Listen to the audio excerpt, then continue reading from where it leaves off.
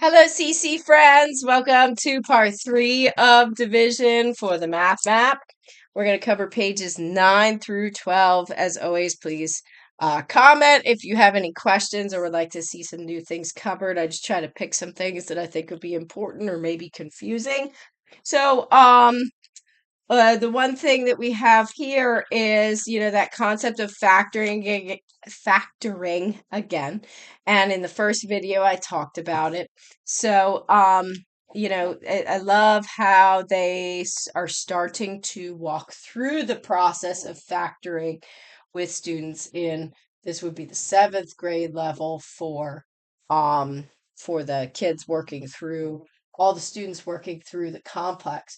So we have this one little example and it's working backwards. So we went from we learned about distribution and how 5 times I plus 5 times 3, that's how we would distribute. It's our distributive property.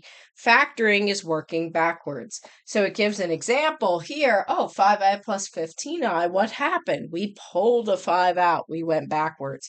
And maybe it was a little bit confusing to look at and say what's happening here, or maybe you recognized, oh, there's a pattern going on here. Okay, so then the next one that's proposed is 2i plus 10. Well, this is given 2 times I plus, and there's a little blank. We have to fill it in. So if we recognize, okay, I'm going backwards. 2 times I is 2i. What times 2 is 10? And they can kind of practice the skip counting with division and see, okay, so 10 divided by 2 gives me my 5. So it works us backwards. 2 times I is 2i, 2 times 5 is 10. So very important for them to understand that concept, and it's being introduced in a nice way that's going to be simple to understand, hopefully, as they're following the patterns. The other thing is this thing called rationalizing the denominator. And I love how they call it realize the denominator in the one spot on page 9. I never heard that term before, because we learned that with radicals, so square roots, you could have, keep it simple. We have this guy. This is a different concept here, so I'm going to draw a line.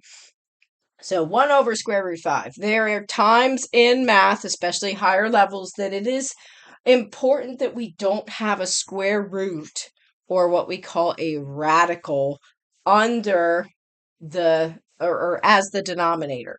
So there's this concept called rationalizing the denominator. All we have to do for something simple like this, where there's just one radical down there, is multiply by the radical on the top and bottom.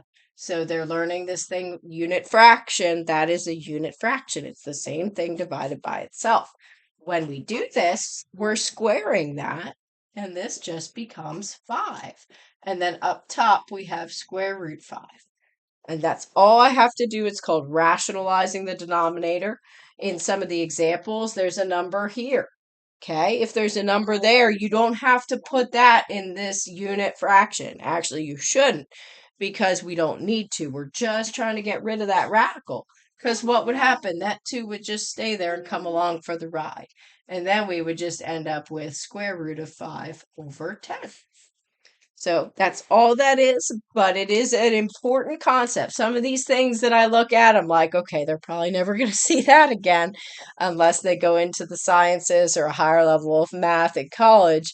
It's still good to understand, and I love how they're teaching them some of these higher concepts like limits, things like that. However, this here is something that is very, very important that they understand. So make sure they're grasping those problems, even if it's really difficult for them because they've never seen it before. Make sure they're grasping that and just at least working through it and seeing the process. Okay, but the same thing when it says realize the denominator, that means get the imaginary number out opposed to getting your radical out. Now, many mathematicians will still kind of refer to it as rationalizing the denominator. At least I always did. And now it's just kind of intriguing because I see realize the denominator, and that makes more sense because I'm not rationalizing. I'm making it a real denominator. So it's kind of cool to learn something new myself, okay? So 2 over I squared, what do I do? And this is the example they give, and they say realize the denominator. I will say we could actually do that off the bat, just so you're aware. They're still walking you through the process, but remember, I squared is just -1. So this is 2 over -1. But we still don't want a -1 in the denominator because that looks horrible. So the process they walk you through is to say, okay, let's do just like rationalizing the denominator. I squared, I squared. We're multiplying by a unit fraction with the I squared in that denominator. So I end up with 2I squared over I to the 4th. Hopefully remember, let's review those powers. This is square root -1. I squared is -1. I cubed is -I. And then I to the 4th is +1. So if I remember that, then I look here and I have 2 times -1 over 1, so I end up with -2. Now, if it was just a power of I, let's do one more. If it was just 2 over I would still follow that same process. So I multiply by I over I. I end up with 2I over I squared. But if I know I squared is -1, then I get 2I over -1. And again, a more proper way to write that, because we don't want to end with a negative in the denominator like that, is -2I, because it's the same thing. Okay, the negative on the bottom, because it's a 1, we can just bring it to the top. Absolute values. Just remember what is an absolute value. An absolute value is just the number, always positive form. We're talking about the distance that's traveled from 0 on the number line. Okay, so there's absolute values that are coming up all the time. Don't let them get you.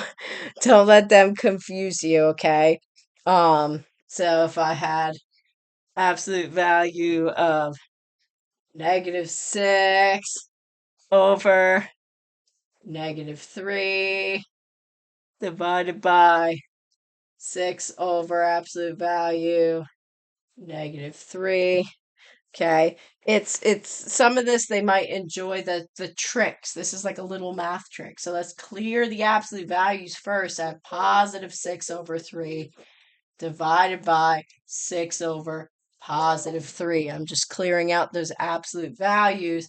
And then this is cool. Look at that. It's just multiplied by the reciprocal, like I talked about in the other part. And I get 3 over 6. And they all cancel out, and it's just 1. Make sure they know it's not 0. A lot of them are going to want to go 0 because everything went away. They think 0. It's always going to be 1. Back to that concept of unit fractions. Okay, I put a note here of comparing unlike fractions. We're seeing more and more of that. So let's just be aware that they're going to always have to have a common denominator unless it's something that's very clear. And I will record a video hopefully at some point soon that just kind of goes over that process of finding the common denominator. There is a cool little page on page 12, or a section on page 12 that goes over long division, which is great. It walks you right through that process. So definitely have them do that. And you know, again, because those are concepts that are very important that they should know. They've probably, if you're doing the complex, they should have probably seen long division by now in their math. And even if they haven't, or if they struggled, those are things that are important for them to understand. And it's cool because it shows them the different types of remainders. Remainder can be written as R, whatever's left over. Remainder, and this even shows in the fractions and the decimals that I loved, or fractions and the naturals, that it was really cool how it showed them partitions and little pictures of fractions, and you know, with money where it would be decimal. And so it had some good illustrations even from a young age of what a remainder is. I always teach them If I have 5 pieces of candy and 4 kids, the remainder is how much is left over, and that's what mommy or daddy are going to eat. And so nobody fights over it. And it's like a cool analogy. But as they get in the higher levels of math, they're going to have to learn, oh, remainders can be represented as just saying remainder of this many, decimal remainder just being a decimal place. So we put the decimal, we keep going and going and going.